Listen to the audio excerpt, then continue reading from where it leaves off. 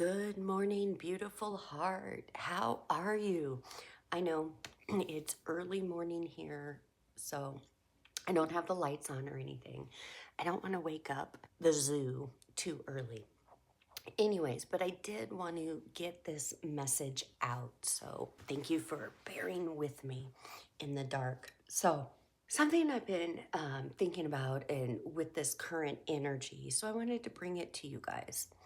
Have you ever noticed the moment that you're waiting for something, whether it's a message, a response, a decision, money, your mind suddenly starts inventing problems? That's not intuition.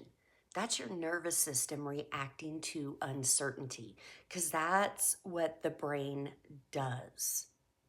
If there's a delay or you don't really have the answers or anything, the mind will go and try to color in those lines. And remember, this isn't going to be your higher self. This is personality. This is monkey mind. So it's going to fill your mind with worst case scenarios because that was the old pattern. When there's a delay in life, nothing is actually happening externally, but internally, everything starts happening. And this is when altered ego will really just start showing up and popping off when nothing is happening externally. That's when monkey mind's going to be telling you either you're wrong, it's not going to happen, and starts literally just making things up. Thoughts speed up, anxiety increases, worst case scenarios appear. A vague sense of something is wrong shows up. How many of you that something is wrong is an old pattern that would always show up, especially when you didn't have answers or there were delays? Your brain does not like gaps. When information is missing, the mind fills the space, and it rarely fills it with neutral stories. I'm going to say that again. The mind rarely fills it with neutral stories. That is not a default setting. That is a setting, that neutral is something that you have to consciously work towards, because the normal default setting is worry, panic, and negativity. It fills it with threat because survival wiring prefers false alarms over missing danger. This is why waiting feels uncomfortable. Waiting for texts, waiting for emails, waiting for answers, waiting for decisions, waiting for deposits. Not because something is wrong, but because nothing has resolved yet. Uncertainty is what agitates the system, not reality. Have you ever noticed that, at least for me, I don't like lies, can't do lies, and if I pick up somebody's lying or what have you, like, I won't deal with you. I just will not. That's my own personal thing. But what I'm saying is the personality lies to you all the time, but you interpret it as truth. I hope that made sense. A delay is not a negative event. A delay is empty space your mind is coloring in. Most people mistake a feeling of concern for evidence of a problem. Those are not the same thing. With YCal and the integration that it does, your cells respond to the meaning you assign, not the situation itself. We've been talking about how a situation on the surface or when it first happens can absolutely look like the past event if you buy into that story. So whatever story you're telling yourself or you're buying, that is basic what you're assigning as truth. Calm interpretations generate calm chemistry. Fear-based interpretations create stress chemistry. Same moment, different internal experiences. Life is often neutral. The discomfort comes from the story, not the delay. Remember, your cells are listening, guys. And if you've been in survival mode most of your life, and I'm going to go out on a limb here and say, if you haven't, lived in survival mode most of your life, you wouldn't be listening to me right now. I would make no sense. But since you're here and you're listening, I'm going to take a drink of my coffee. Then you're coming out of survival mode. The stories from survival mode are a program. Yes, they're written on your cells. Why? Because it's something that you have been repeating internally. That internal dialogue, that internal narrative is the most important narrative conversation you're ever going to have because it writes your reality. Your beliefs ignite or fuel your consciousness.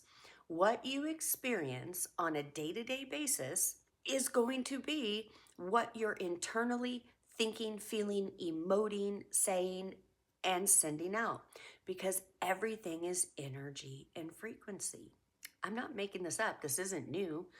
And if you're having a hard time with how is everything energy, frequency, study at Einstein, Tesla, some of the greatest minds in the world knew this. And they were definitely ahead of their times. But throughout 2026, 27, and 28, we are going to see huge strides in medicine, technology, and science. A lot of this energy and frequency stuff that I've been called crazy or loony my whole life because I believe it, we're now going to start seeing the proof. Red light therapy, sound frequency for healing. There is technology being worked on now, and it's going to be released, like I said, within the next 3 years. I expect us to start seeing it this year. Imaging, body scans, where they're looking at the energy of the organs and they can tell a diseased organ or something going on by the color of the organ. What are they looking at? Frequency and vibration. Just saying. So, guys, and I know you're here, you're still listening to me. You believe it. It may not be real in your life yet. You may not have had the experiences yet. That's what I want to say is yet. Everything I bring to you and I talk about or teach, I've proven it, I've lived it. It's not just theory or book knowledge. Yes, I have theory and book knowledge to back up and support my experiences, but guess what? I didn't have that when I was going through the experiences. I had that inner feeling, that inner knowing of, I know that I know. I don't know how the fuck I know. I just know. And the crazy thing was, at the height of when I was battling disease, autoimmune diseases, chronic pain, just craziness out of the blue that hit me in my 30s that lasted a long time, to where the doctor said, the best you can do is manage your symptoms. You're never going to be better or whatever. I didn't like that answer. I'm sitting there at 30 years old going, no freaking way. And somewhere in that timeline, I knew that I knew a memory of, I don't know if it was junior high or high school science, but school science.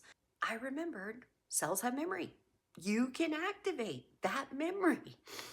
And even when it came to me, I thought, no, surely I must have it wrong, right? But at that point, I was at that point in life that why not try it? What do I have to lose? The doctors are just saying the best you can do is be on 21 medications and manage your symptoms. I didn't like that. I didn't care. That's how they saw it. There was this inner knowing, and you guys have that inner knowing too. It may not be in regards to health or whatever, but I'm just saying this is how it unfolded for me. That, well, if that's the best, then I got nothing to lose. I'm going to test this out on myself. I am the guinea pig. Most scientists, that's what we do. And it's so funny to call myself a scientist because I used to get kicked out of science, especially in junior high and high school, because they would ask me, they'd be teaching whatever, and they'd ask me something, and my neurospicy ass, of course, we didn't know I was neurospicy back then. I would ask questions that I didn't realize were deep and they didn't know at that time. But it came across as I either wasn't listening, I wasn't smart, combative, whatever. I got kicked out of class all the time for asking questions. The funny thing is, I know I digress, but hey, it's morning. As you can see, the sun is coming up. Math. I'm not a numbers girl. Math, the way it was taught to me in the 70s, 80s, and 90s, it just doesn't stick. I don't get it. Yes, I was in bonehead math all the way through high school. I've always seen number very differently. I have always seen the energy and the pattern of the numbers. And I remember this was high school, my math teachers. I'm not going to say their name because I'm not, but I would irritate the hell out of them.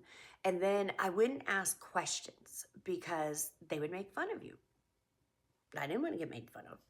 So I would stay quiet. You know what they did? They called my dad and said, your daughter's not doing well in math, but she won't ask questions. We can't help her. I come home. My dad asked me. My dad was a great man, but when he was mad, he hardly ever got mad. But when he got mad. And I remember us sitting at the table and we were talking about it. And he's like, if you're struggling, why aren't you asking questions? Now, this is also the man who would help me with math at night and watch me just completely break down in tears, crying at the table. My stepmom would scream and yell at me how stupid I am. And we got nowhere. And it would be like I would understand the problem, I would get it, and then I'd do one or two, and then all of a sudden I'd get confused again. Again, any of my neurospicy friends relating to this? But again, back then I am Gen X, especially for girls. No, ADHD, autism stuff, that wasn't really, we didn't talk about it, we weren't tested for it. Anyways, I tell my dad, I don't ask questions because they make fun of you in front of the whole class. I said, the last time I asked a question, they yelled at me and then made me go to the principal's office. It was Steins's office, not the principal. And I got tired of it. I was just like, I'm not down for this. If they truly want to help and they don't want to make fun of you or whatever, but if they're going to act that way, fuck them. I ain't asking questions. So my dad's mad. He's like, you got to ask questions. I'm like, but I'm telling you what's going to happen. He's like, well, I can't believe that would happen. After them calling me, we had this conversation. I said, all right, I'm going to go to school and I'm going to ask a question. I said, if these guys make fun of me or I get kicked out, I said, that's it. I'm done. I'm not going back. Y'all could go fuck yourself. Yes, I had a mouth on me. Yes, I was I don't want to say a very rebellious teenager. I didn't do it just out of spite. I did because I wasn't listened to. Anyway, so I go to school. I ask a question. Holy crap. Whole drama thing goes down. They're yelling at me, blah. I snapped. In the middle of class, I stood up and went, you know what? Fuck all you. This is what you did. Like, I got carried to the office at that point. I did not go on my own. I got picked up and carried. And yes, I did go to school at a time that they had paddles and they would paddle you. I didn't get paddled, but I got suspended. I think it was, I don't know, a couple weeks suspension or whatever. So I went home. I told my dad. I was, told you this would fucking happen. Fuck you. I ain't going back. Y'all could go fuck yourself. I ain't going back. I did not go back. I was, no, this is bullshit and abuse. And how the hell did I get off on this topic? I don't know. But I know somebody's still here listening. What all of this to say that always trust your gut instincts. Don't trust your mind, because none of that was coming from my mind. It was coming from a deep inner knowing. I knew that I knew. Now, I didn't know how the mechanics, I didn't know how it all worked out. But again, it was, I've got nothing left to lose. Here's the alternative. Stay bedridden, barely able to walk, on all kinds of medication, or talk to yourself. Let's just see. Does talking to myself work?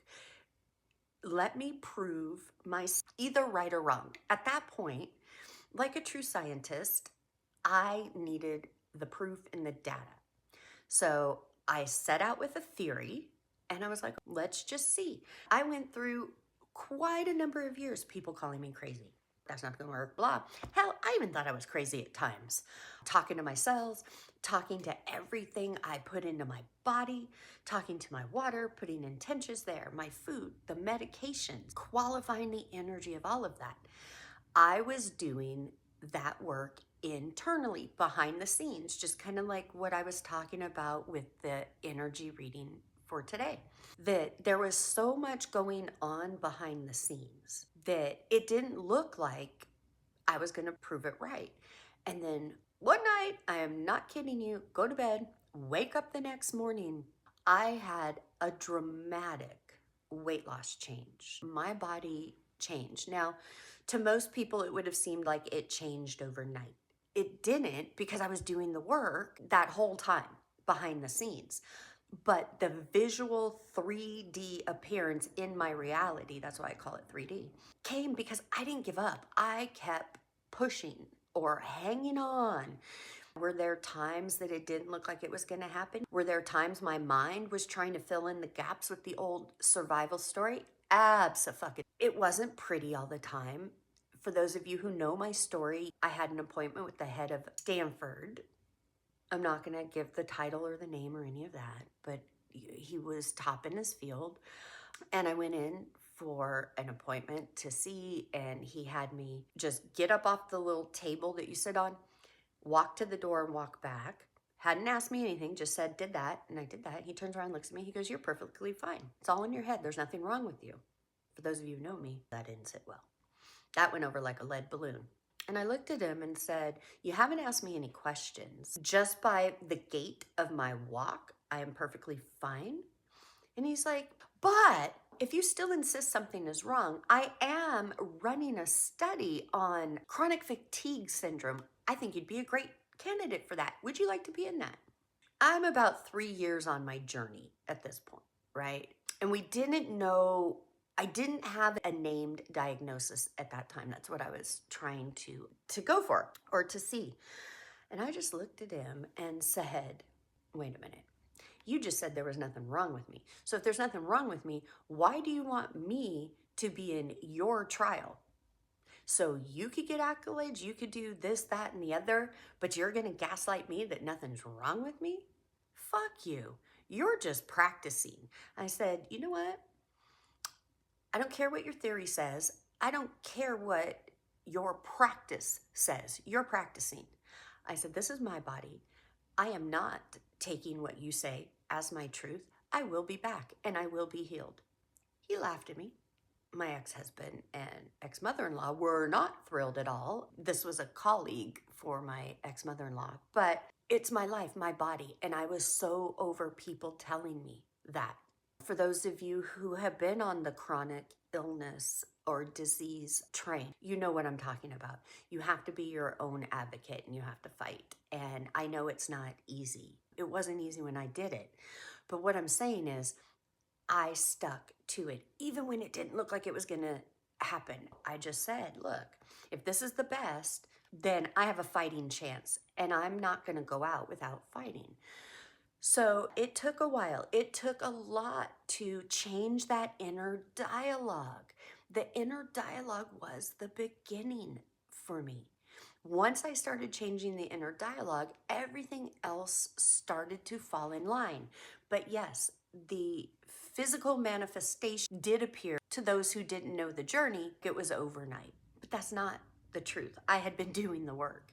So for those of you who have been doing the work, but you don't see that outcome yet, maybe your healing hasn't happened yet, the finances haven't come in yet, the relationship isn't repaired yet, whatever, the career, whatever it is, don't give up.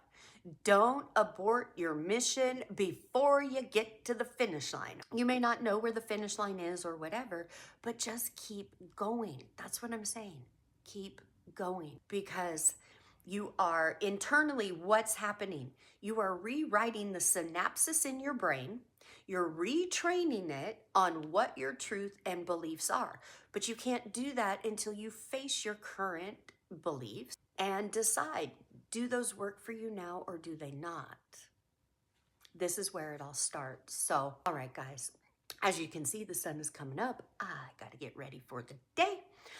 But I hope this helped. Guys, let me know in the comments if you have anything going on that you want me to either look into or speak about. Please let me know. Happy to do that. And I'm going to go live this weekend. I miss going live. So I'm going to go live this weekend. So also let me know in the comments if you want that information so you could catch me live. All right, guys, sending you oceans and oceans of love from my heart to yours. Namaste. Bye-bye.